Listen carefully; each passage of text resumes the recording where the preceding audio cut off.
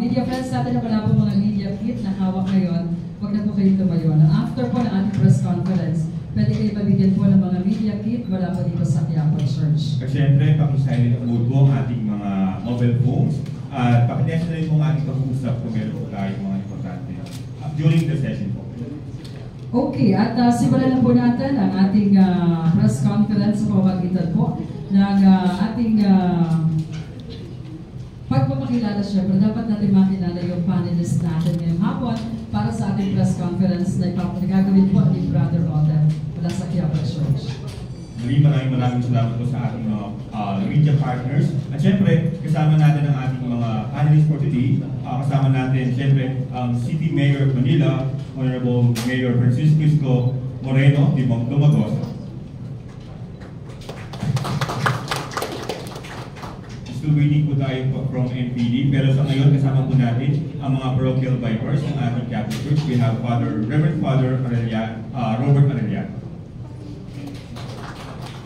Kasama rin po natin isa sa mga parochial vicar ng ating Quiapo Church. Kasama po natin si Reverend Father Jonathan Monica.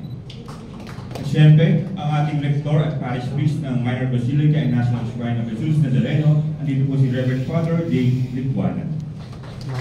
Okay, maraming salamat Brother Oden. At ngayon naman atin po ngayon pakikilala si Reverend Father Robert Arellano, LRMS spokesperson po ng Nazareno 2026 for the general presentations para sa ating Nazareno 2026.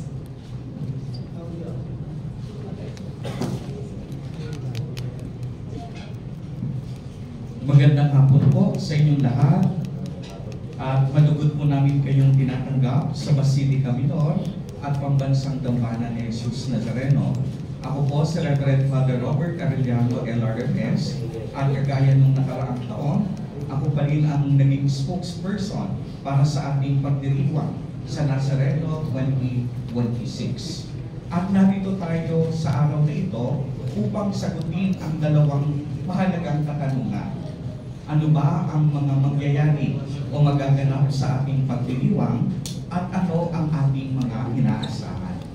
Alam po ninyo, taon-taon ang simbahan ng Quiapo ay dinudumog ng mga tao, hindi lamang upang masaksihan kung ano ang nagaganap dito. Subalit ang mga tao pumupunta sa Quiapo, dala-dala ang kanilang mga pangarap at panalangin sa buhay. Ito ay paraan at pagpapakita ng kanilang masiting pagmamahal sa ating Panginoon.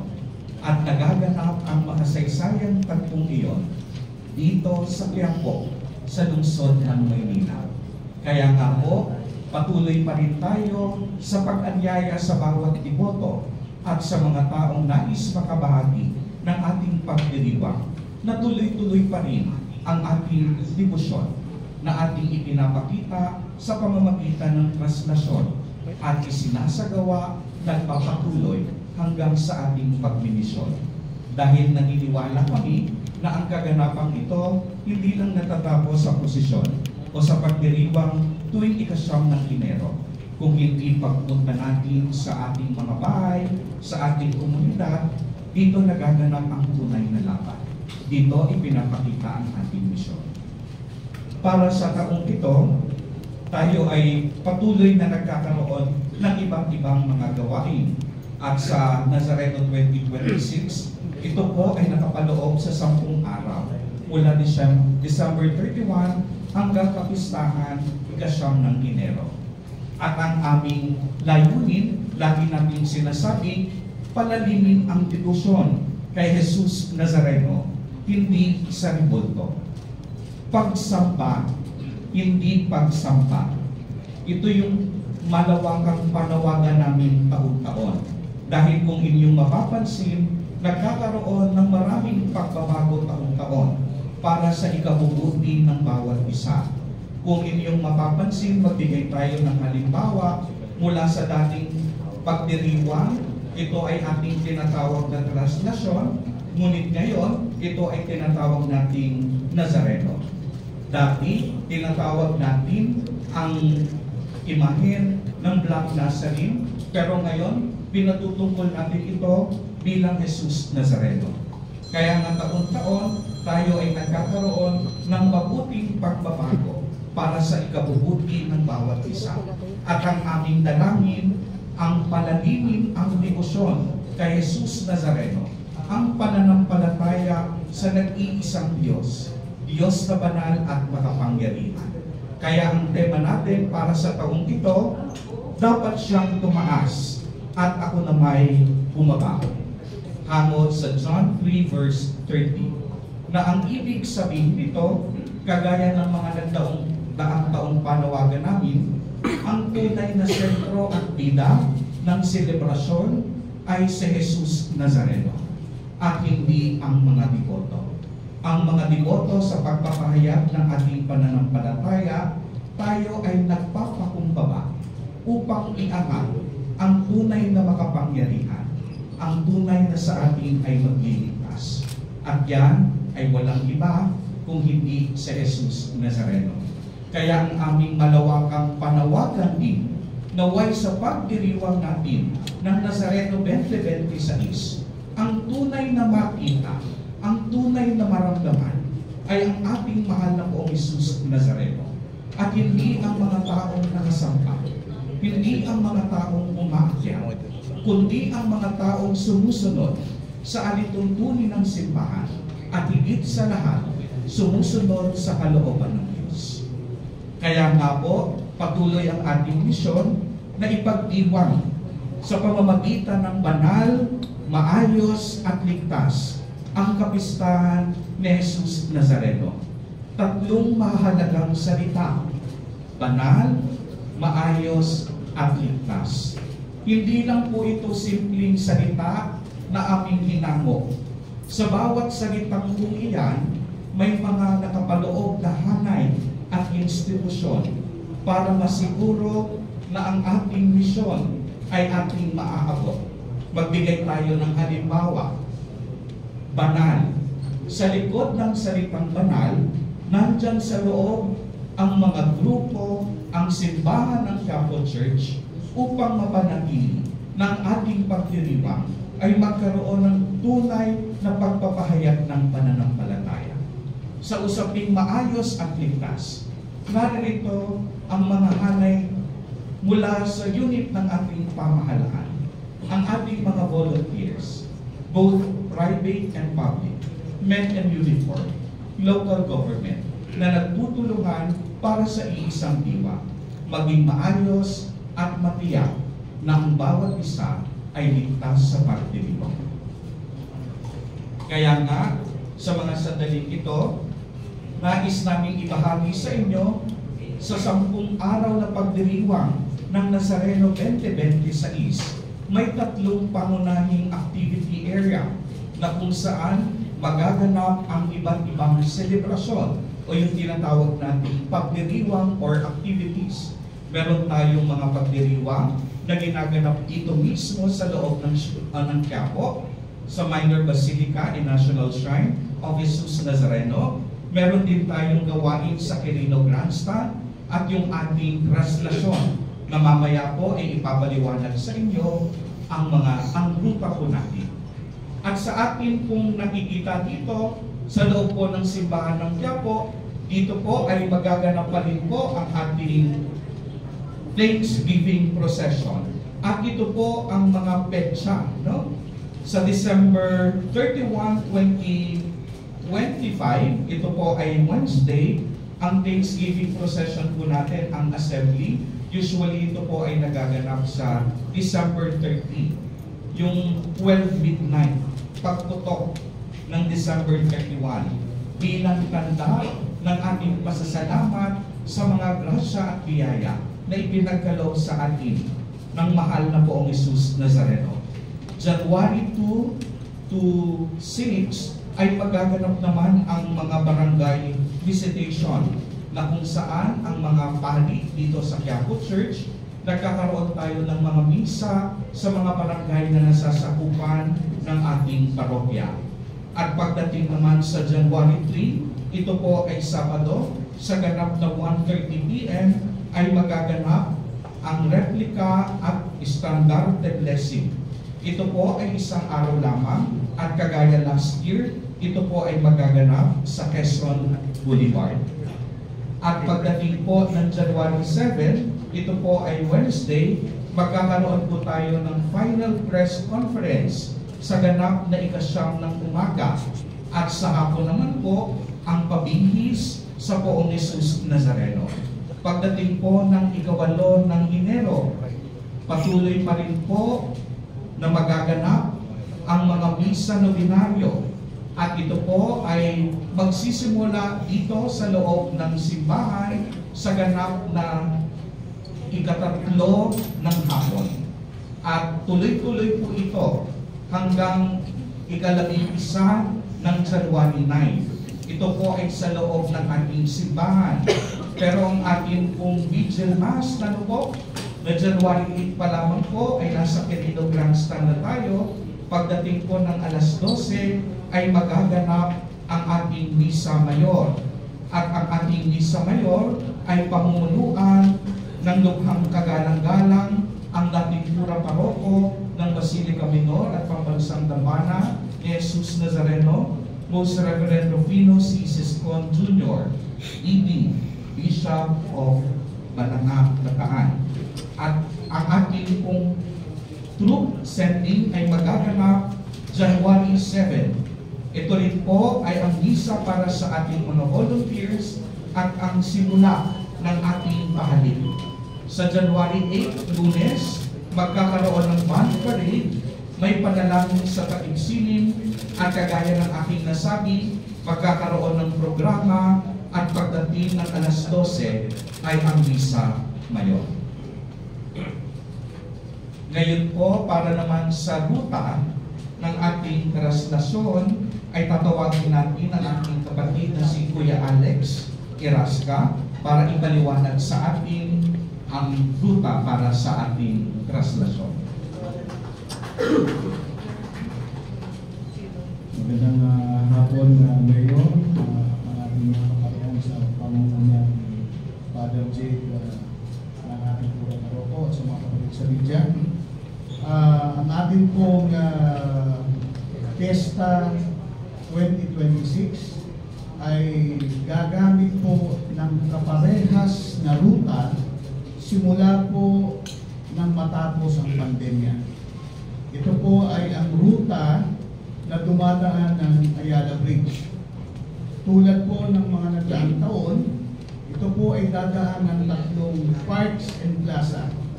Ang Luneta, ang Plaza del Carmen at Plaza Miranda. Tatlo po itong flash point na ating tinitignan. Tatawid din po ito ng 7 tulay. Ang tulay ng Ayala, Palangka, Arlegui, Carcer, Raon Extension, Guzman, at Hidalgo. At dadaan din po ito sa isang underpass sa Quezon Bridge. Sa kabuuan, ito po ay dadaan sa 18 national and city roads. Mula po sa ating Quirino Grandstand, ito ay kakanan ng Katigbag Driveway. Dediretso po ito sa Padre Burgos, kakanan ng Ayala Boulevard. Tatawid po ito ng tulay ng Ayala. At pagtawid po ay kakaliwa ng Carlos Palangka. Kakanan ng Quezon Boulevard Service Road, kakanan ng Arlegui, kakanan sa Fraternal. Ito po yung unang masipit na kalsada na ating pamuslugin. Kakanan ng Vergara, kakaliwa ng Duque de Alba, kakaliwa ng Castillejos, kakaliwa ng Parnesio, at lalabas umulit ng Arlegui pakanan papuntang Legarda. Pagdating po ng Legarda, ito po ay kakaliwa at kakaliwa muli sa Concepcion Aguila. Sa dulo po ng Concepcion Aguila, naroon ho ang tulay ng Carcer at dun po tayo kakanan. Matapos po ng maiksing kalsada ng Carcer, tayo ay kakanan sa Hidalgo, sa may MLQU po ito. At aabot na ho tayo sa Plaza del Carmen para sa ating tradisyon na dungaw sa simbahan ng San Sebastian. Matapos po ng dungaw, tayo ay kakaliwa sa Bilibideo, kakaliwa sa Hilpuyat o Raon Extension, kakaliwa sa Guzman, at kakanan sa Hidalgo, patawid ho ng tulay ng Hidalgo. Paglabas po ng Quezon Boulevard, tayo ay kakaliwa sa Service Road, kakanan sa Palangka sa ilalim ng underpass ng Quezon Bridge, malagpaso ng Quinta Market, tayo ay kakanan sa Villalobos, hanggang makarating po tayo sa Plaza Miranda, papasok ng simbahan ng Quiapo. Sa kabuuan, ito po ay umaabot ng 5.8 kilometer. May pakiusap po sana kami sa ating mga kapwa deboto at nananampalataya na ang naturang 7 tulay ay ingatan natin. Hindi po ito dinesign para sa standby ng mga tao. Sana ho ay walang naka-standby dito habang wala pa ang posisyon. Kasama na rin po rito ang Quezon Bridge kahit hindi dito dadaanan dahil sa ilalim nito dadaanan. Ang Ayala Bridge po, pinakikiusapan ho natin ang lahat sa Ayala Bridge at ang mga approaches ng kalsada nito sa may Casal, Legarda, Carlos, Palangka na kung maaari ay huwag sana natin salubungin ang andas sa pagbaba ng Ayala Bridge at mag-abang na lamang tayo sa kanto ng Quezon Boulevard o Concepcion Aguila. At kung gusto nating sumama sa posisyon pagbaba ng Ayala Bridge, sana po ay sa likod tayo ng City Hall Manggaling o sa Ayala Boulevard. Sa mga kalsada po ng maliliit na Arlegui, Fraternal, Vergara, Duque de Alba, Castillejos, Parnesio, Concepcion Aguila at Tercer, pinapakiusapan po natin ang mga mamamasan, ang mga deboto at nananampalataya na hindi naninirahan sa loob ng mga komunidad na ito, na sana ipaubayan na lamang natin sa kanila na mga naninirahan dito ang loob ng komunidad at pangangasiwa dito. Sana po ay hayaan na lamang natin ang mga hiyos at balangay na may talagang mga siwa sa paglusad ng andas sa mga kalsada nito upang bumilis po sana ng bahagya ang ating posisyon. Ang lahat po ng kalsada within the route along the adjacent road ay isasara sa lahat ng uri ng kalsada, liban na lamang po ito sa mga sasakyan na ginagamit for official and emergency use. Bubuksan po ang mga naturang kalsada sa ating ruta matapos po itong madaanan at malinisan ng mga nakasanayan ng basura sa kalsada. Sa pagpasok po sa ating simbahan, pinakikiusap po ang lahat na ang daanan po lamang natin ay sa Carlos, Palangka at Villalobos. Kung kayo po ay may mga dalang gamit, pinapakiusap po namin ang sana ay maunawaan ninyo na kayo ay dadaan sa mas mahigpit na security measures na gagamitan ho ng mga baggage scanners. Ang nakabis na po nating pagpupugay o pahalik sa Roas Boulevard at sa grandstand ay dadaan sa Roas Boulevard via Calao Extension. Para po matiyak na ang mga naturang ruta ay naaayon at ligtas sa anumang problema, sa November 25, 5 a.m., magaganap po ang ating walkthrough route inspection.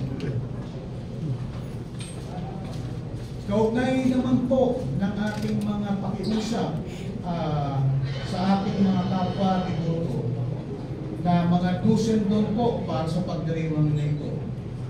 Pinapakiusapan po natin ang lahat na tayo ay magkaisa at tumalima sa mga alituntunin ng simbahan at pamahalaan. Ang tema po natin ay nagdadayong itaas ang ating mahal na Senyor, ang ating Panginoon, at tayo ay bababa. Sana po ay totohanin natin na ang ating mahal na Senyor, ang ating Panginoon, ang nakikita at hindi ang mga deboto, ang mga hiyos o mga mamamasan. Para po pangalagaan ng spiritual growth ng lahat, ang pakiusap po ay unahin ng magsimba at manalangin. Para po sa ating kalusugan, bagamat wala na po tayong pandemya, pinapakiusapan po rin ng lahat na kung maaari ay magsuot pa rin ng mga preventive face mask, gumamit ng hand sanitizer. Kung kayo po ay may lagnat na tumataas ng 37.5, sana po ay huwag na kayong sumama sa posisyon para huwag kayong makahawa. Kung mataas po ang inyong blood pressure, sana po ay magsimba na lamang tayo sa pamamagitan ng ating social media feed o telebisyon. Kung may mga simptomas po ng sipon, ubo, LVM, sore throat, ipinapakiusap po sana namin na huwag na muna tayong sumama. Sa pagpupugay, pinapayagan po natin ang pagpahid ng panyo, subalit sana wala na po munang hahalik. Sa pangangalaga ng peace and order, sana po pinapakiusap namin sa mga nagtitinda, yung ating po mga ambulant vendor, na sana wala ho kayo sa ruta, wala ho kayo sa immediate vicinity. Doon na lamang po sana kayo magtinda sa mga peripheral road upang wag po tayo makaabala sa ating posisyon. Pinapakiusap sa ating mga balangay, sa ating mga grupo ng mga mamamasa na hindi ho natin paihintulutan ang mga estandarte, ang mga malalaking replika, at sa mga kapatid po natin sa media, pinapakiusap po sana namin na wala ho tayong paliliparing drone. Meron hong tinalaga ang AFP at PNP na yun lamang ang lilipad na drone sa buong proseso. Pinakikiusap po sa lahat ng magsisimba at makikisa sa pagdiriwang ng ating kapistahan, huwag na po tayong magdala ng backpack, ng mga kalan at picnic materials. Huwag po sana tayong magdala ng hooded jacket, ng payo dahil makakasakit po ito at mga selfie stick. Pinapayagan po ang pagdala ng transparent jacket at transparent na plastic bag para sa ating mga dumi. Para po sa kabuuang kondukta ng prosesyon, pinapayagan po ang pasanan, ang paghila ng lubid, ang pagsalya, ang pagpahid ng panyo o tuwalya, ang pagsampa sa likod kung saan nandun po ang krus. Subalit pinakikiusap po, mahigpit pong pinapakiusap na sana ay wala nang sasampa sa ating andas. Bilang pagpapatuloy po, ang ating bagong andas ay katulad pa rin po ng andas nitong nakaraang 2 taon. Ang layunin po nito ay maibalik ang nakagisnan sa mga nakaraan ng panahon na bukod tanging ang ating mahal na Senyor lamang na nakikita at hindi ang mga iyos at devoto na nakatakip dito. Nakakatuwa po na sa nakalipas na 2 pagdiriwang, mas marami pong deboto ang nasiyahan sa pagbabago ng andas. Kaya ito po ay patuloy nating pinapaulad. Sabi nga po, ito ay nasa proseso ngayon ng work in progress. Ang bago po sa ating andas, dati po ito ay may 3 malaking gulong lamang. Ngayon po ito ay ginawa ng 4 na gulong na parang na puro gawa po ito sa gulong ng forklift. Dati po ito ay meron lamang timon para igiya ang andas. Ngayon po ay meron na po itong manibela kagaya ng isang normal na sasakyan. Patuloy ko namin pinauulad ang ilaw, ang CCTV for monitoring, ang sound system at ang ventilation para maayos natin ang moisture. Para po sa kaalaman ninyo, mayroon pong mga itinalagang ihos sa ilalim ng andas para ho pangalagaan ang pagtitingon at ang buong ruta ng ating posisyon. Sa ating posisyon, pinakikiusapan ang mga deboto na huwag gumapang o lumangoy sa ulo ng mga kapwa deboto. Tinatalaga po ang lahat ng mga ihos na ibaba po ang mga kapwa deboto na magsasagawa nito.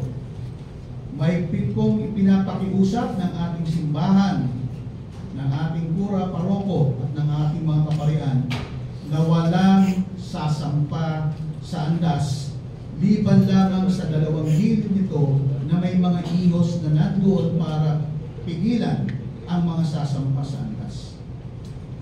Lalo-lalo na pong ipinapakiusap na sana huwag sasampa sa bubong ng andas. Kaya po, pinakikiusapan namin ang lahat ng establishmento o bahay sa daraanan ng posisyon kung meron kayong bubong o canopy na nakalawit sa kalsada. Kung meron man po kayong makitang mga bata na umaakyat sa inyong bubong at canopy, pakisaway na po ito at pababain dahil sa mas malamang, ito po ay nagbabalak na sumampa sa bubong ng andas. Para sa kaalaman po ng lahat, ang record po ng mga major fractures o medical incident natin itong nakaraang dalawang kapistahan at mahal na araw ay pawang sa mga kabataan sumasampa sa bubong ng andas at lumulundag mula rito. Mainit po ang bubong kaya hindi po tatagal ang taong sumampa rito. Ito ho ay napakataas, mahigit 3 metro po ang taas nito at kung lulundag po tayo rito ay malamang masisira ho ang ating katawan. Kaya pinakikiusapan ho lahat, may krus po na may mga hawakan sa likod. Sana po ay doon na lamang tayo humawak sa ating andas. Huwag po sana natin salubungin ang posisyon para mas maging maayos ang pagdaloy ng ating andas. Ang kapistahan po ng Nazareno ay dapat maging pagdiriwang, hindi pagpapakasakit o pagpipigati. Dalangin po namin at pagsusumikapan na wala sana tayong bibilangin papanaw, nasaktan, hinimatay o anumang aberya. Sana po ang bibilangin natin ay kung ilan ang mga kapwa natin na maayos na nakakita sa ating mahal na Senyor, sa ating traslasyon, sa ating misa, na may pagkasam na biyayang handog ng ating Jesus Nazareno. Panghuli po, malamang tatanungin mo ito mamaya, ang media designation, we will follow the same media designation last year. Ang Plaza Miranda, sa katabi po mismo kayo ng MPD station pwesto. Wala ho lamang sana magtatayo ng inyong mga tent sa Mercury Drug Canopy, hindi na po ito ligtas. Ang inyong pong mga OB van at genset along Quezon Boulevard Service Road, makalagpas ng bridge approaches. Sa Luneta, doon pa rin po tayo sa nakakisna na natin, sa left side corner ng open field kung tayo ay nakaharap sa grandstand. Ang inyong pong mga OB van at genset ay sa service vehicle sa kanto ng Calaw at Independence Road. Ang designation po ay kayo na po ang mag-usap kung sino ang pinakamalapit, sino ang nasa likuran. Maraming pong salamat sa inyo lahat. Maraming salamat po. Yan ang ating mga paalaala na po para sa ating mga devoto ng Pong Jesus Nazareno at paalaala ni Father Robert Arellano, LRMS, ang ating pong spokesperson ng Nazareno 2026 for General sa ating traslasyon 2026. At syempre maraming salamat kay Kuya Alex Irasga, ang support ng ating procession committee, ang traslasyon. Ngayon naman po ay painggan po natin ang mensahe ng ating Hermana Mayor sa taong ito sa Kapistahan ng Nazareno 2026. Ang kanyang mensahe para sa ating mga devotees, ating mga bisita na bibisita po sa lungsod ng Maynila. Tawagin po natin ang Mayor ng Maynila, Honorable Francisco Isko Moreno Lumagoso. Thank you. Good afternoon sa ating pong mga samahan sa media na naririto at makakatulong ng simbahan na maimpormahan ng maayos ang ating mamamayan.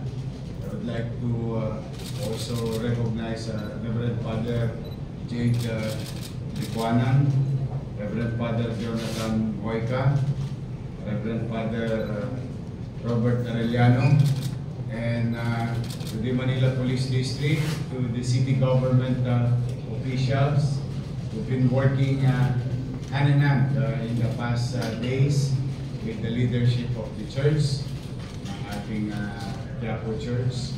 Kami po ang inyong pamahalang lungsod. Kami po kung ano yung aming naitutulong sa maliit naming kaparanan bilang pamahalaan, lokal na pamahalaan, ay siya ulit namin ibibigay sa pagdiriwang ng kapistahan ng Jesus Nazareno sa 2026. Kaya po kami na parito upang patuloy na may paramdam sa ating mga kapatid sa buong Pilipinas. As we all know already na marami talagang dumadako sa Quiapo sa araw ng kapistahan, hindi lamang mga taga Maynila, hindi lang taga Metro Manila, Luzon, Visayas, at Mindanao. Mga deboto talaga na maraming karanasan, personal experience sa pagiging deboto sa Jesus Nazareno dito sa simbahan. So muli, ito ay mga paunang paalala na nabanggit kanina. Kung may pagbabago, katulad din na nabanggit, ay meron pa tayong susunod na press conference a few days before that. But for now, as presented, yun po ang mga planong susundin, gagawin ng pamahalaan, gagawin ng simbahan, at iniikayat na mamamayan at deboto ay sundin. Muli po, maraming salamat at magandang araw. Maraming salamat sa